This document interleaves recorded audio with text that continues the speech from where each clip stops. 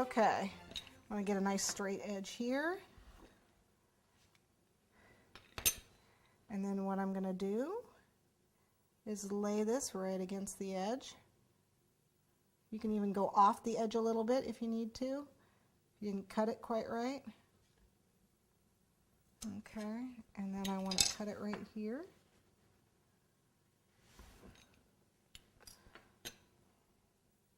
Now you got to decide where you want it. Do you want it at the very top, at the very bottom? I am going to put mine at the very top here.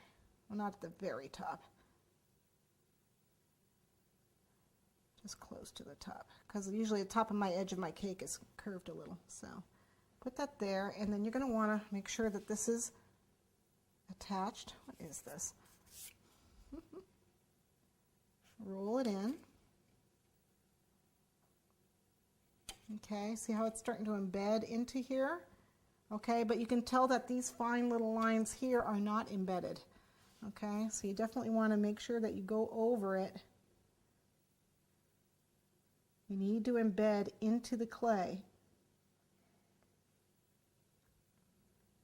Every single little strand here needs to embed. I use my fingers a lot. And the rolling pin, because I want it nice and level.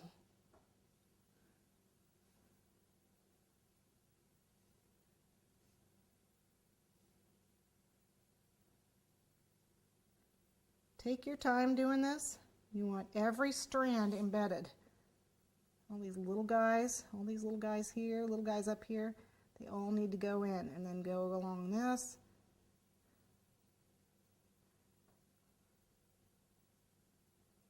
All the way through. Okay.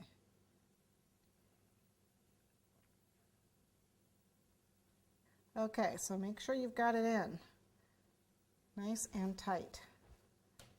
I can see that every piece of this is making an impression into this clay. And like I said, this Model Magic stuff, it shrinks a little. So what'll happen is this will start to curl up a little bit. And usually after about 3 or 4 hours, I'll flip it over and make sure so it's flat. I'll flip it over, and then after overnight, I'll notice it's curled, so I'll set like a book on it or something, and it'll flatten it right back out again, okay? It air dries, and when it's done, I did a bigger piece, and I didn't do a very good job on this because I was just goofing around. It's not very flat. You can see I didn't get it very even when I did it, but you can see that I got all the details of my lace into this. And what I normally do with this is I'll wrap it around my cake in buttercream. I have buttercream, and I'll wrap it around my cake and press it onto my cake, just like you would do with real lace. But I can press it onto my cake and then take it off, and then it'll leave this impression in the cake, and then you can pipe over it or just leave it like that, whatever you want to do. But that's one way to do it. Okay, you can also roll fondant on top of this, and you know, it'll make an impression too. But it's not going to cut. You're not going to get a piece of lace. You know, it's going to be this big. You know, because you'd have to go along and cut along that, and that's crazy. We're going to have a mold to do that.